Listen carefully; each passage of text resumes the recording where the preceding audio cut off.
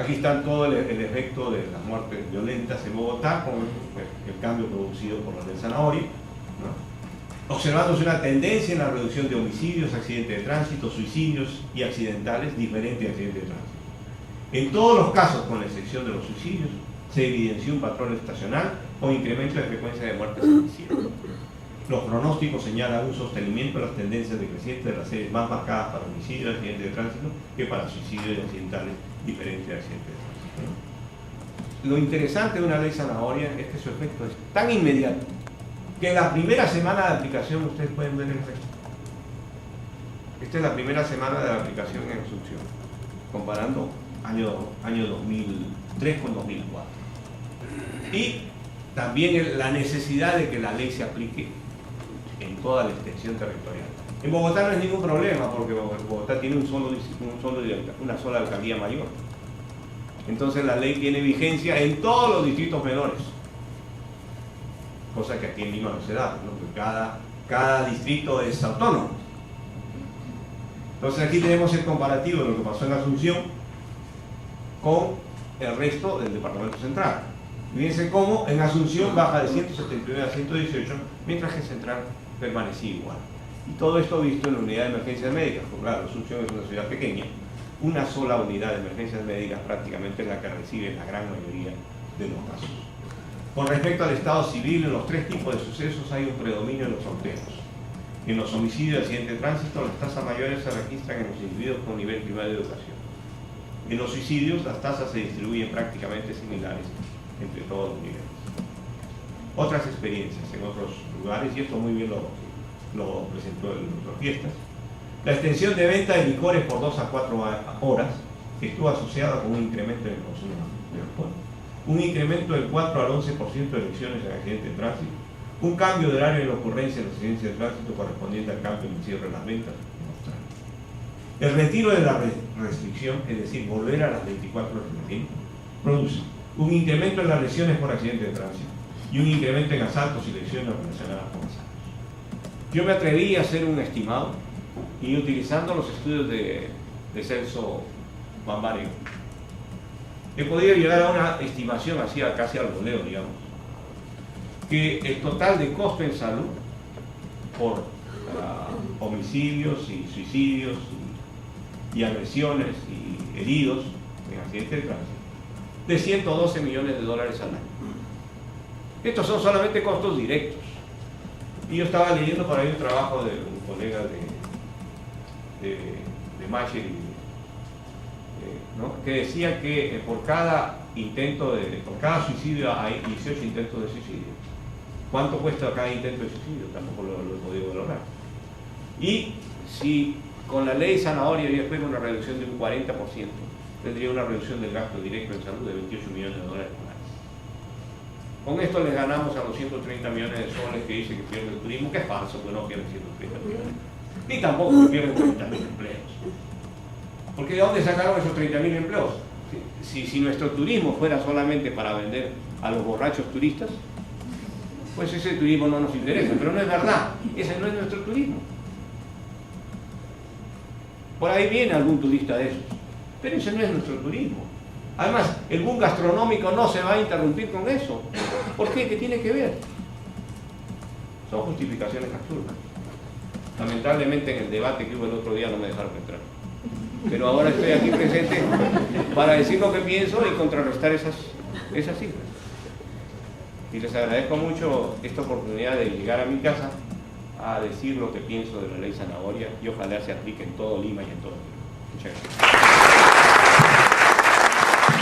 Tenemos la conexión del doctor Eduardo Guerrero de la Universidad de Antioquia de Colombia y agradecemos también a los participantes que se han unido vía virtual de Nicaragua, Colombia, Cuba, Bolivia y Mauritania en el continente asiático. Agradezco muchísimo la invitación al Instituto Nacional de Salud Pública y a las autoridades de Perú a este panel sobre políticas para la reducción de las lesiones y los accidentes derivados por el alcoholismo.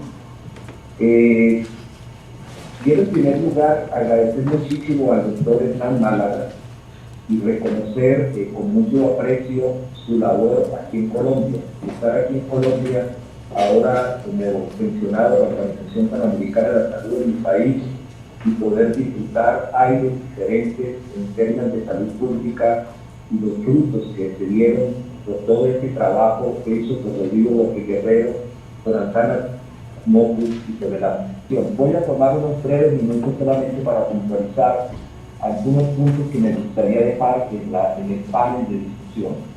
En primer lugar, decirles que me ha impresionado muchísimo la presentación que ha sido hecha durante el día de hoy. Yo pienso que hay evidencia muy clara de que hay que actuar sobre el problema del alcoholismo y sobre el consumo exagerado de alcohol. Y cuando hablo de este consumo exagerado de alcohol, pienso un poco en cómo se puede enseñar lo que es la moderación. Yo recuerdo al profesor al profesor Mocus en Bogotá, que salía con sus estudiantes a enseñarles la moderación en el consumo.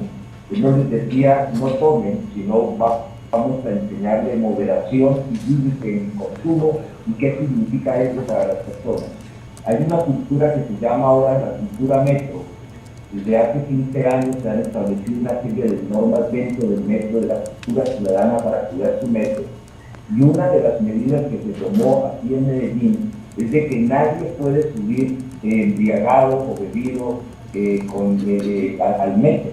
Y esto produjo algo muy interesante, que las comunidades y las comunas que se encuentran en las montañas al lado del Valle de Aburrá, las personas que bebían en el centro y llegaban con un alto consumo y embriaguez a sus familias se redujo, porque quien quiere tomar el metro y utilizar el transporte del metro no puede subir embriagado, y hay vigilancia y monitoreo estricto para que esto ocurra.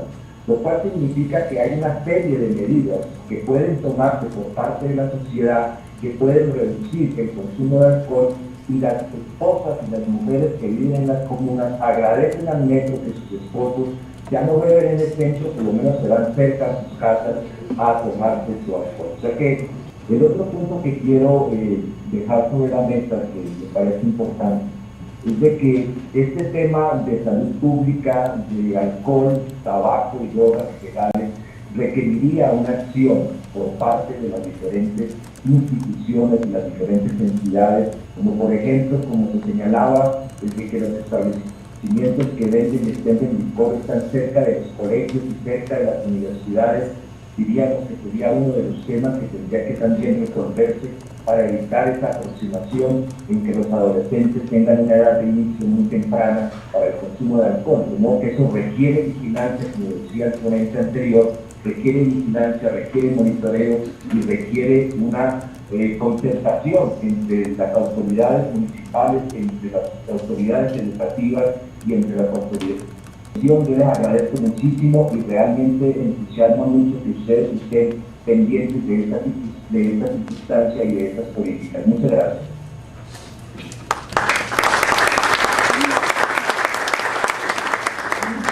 Y vamos a invitar al doctor Mario Tavera, representante de UNICEF en el Perú. Muchas gracias. Agradecer al Ministerio de Salud y a los colegas de OPS por darnos la oportunidad de dar algunos comentarios en torno a este tema tan importante, que creo que, como dijo el doctor Málaga, se aborda casi por primera vez de una manera tan completa e integral por el Ministerio de Salud, y sin duda se constituye hoy en uno de los principales problemas no solo de salud pública, sino global, que hacen a los temas de desarrollo en el país.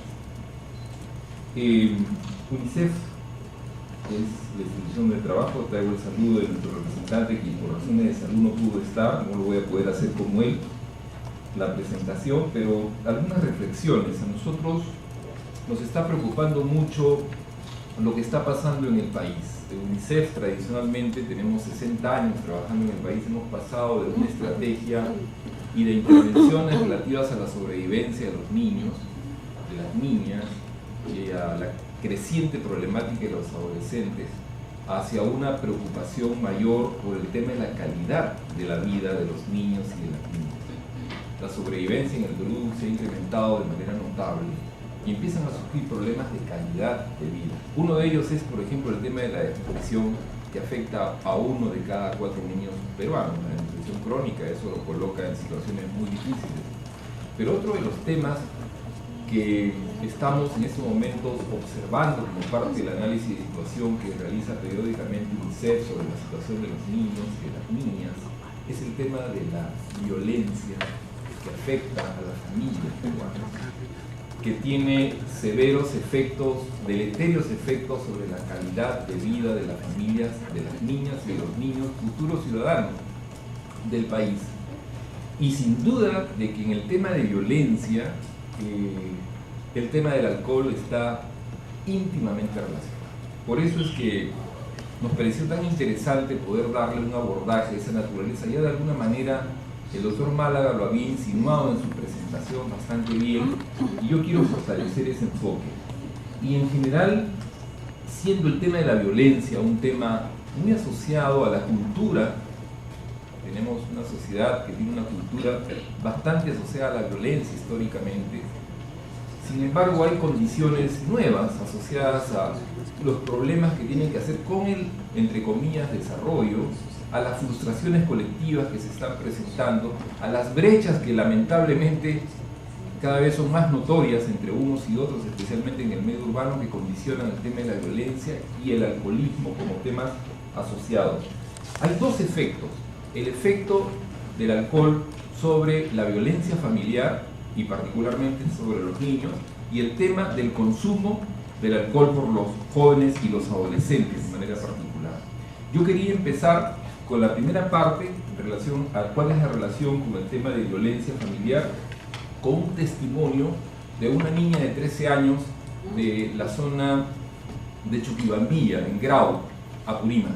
Apurímac es una de las zonas con mayores niveles de alcoholismo en el Perú, ¿no es cierto? Es impresionante, pero ahí se consume un alcohol que viene de Bolivia, muy barato, y con un sol uno tiene una botella de chicha mezclada con este alcohol que le sirve más o menos para dejar tirado en los bordes de la carretera entre Chalhuanca y Abancay a 3 personas, ¿no es cierto? Y esta niña nos daba este testimonio. El año pasado, nada más que estábamos haciendo un trabajo al respecto, me decía: es común que nuestro padre nos castigue, pero cuando llega muy borracho, para evitar todo ello, lo llevamos al cuarto, lo encerramos hasta que le pase la borrachera, y en otras ocasiones nos escondemos para no ser maltratados. O sea, hay una íntima relación, y creo que este testimonio es clarísimo, de que las peores formas de violencia en familiares, que incluyen el asesinato de las esposas, ¿no?, tienen que ver con el tema del alcohol.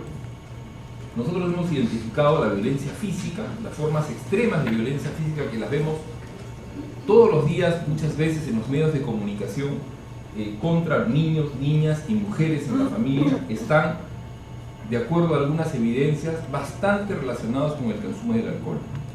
En segundo lugar, la violencia sexual.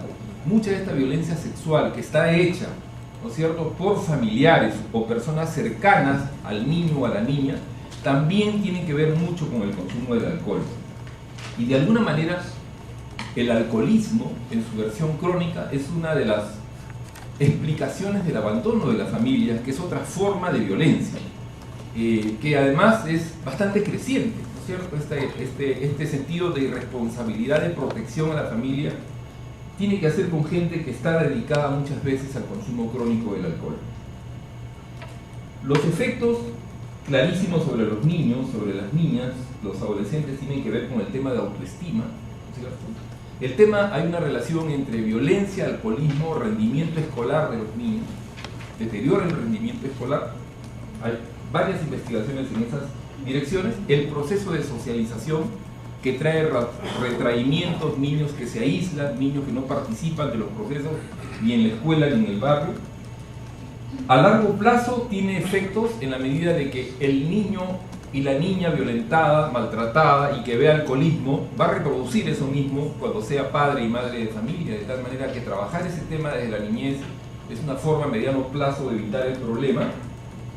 Y finalmente introduce la violencia y su asociación al alcoholismo un concepto y una cultura de formas inapropiadas de resolución de conflictos basados en la violencia, lo cual es intrínsecamente contradictorio al concepto de vida democrática, ¿cierto? Todos estos elementos son muy importantes tenerlos en consideración.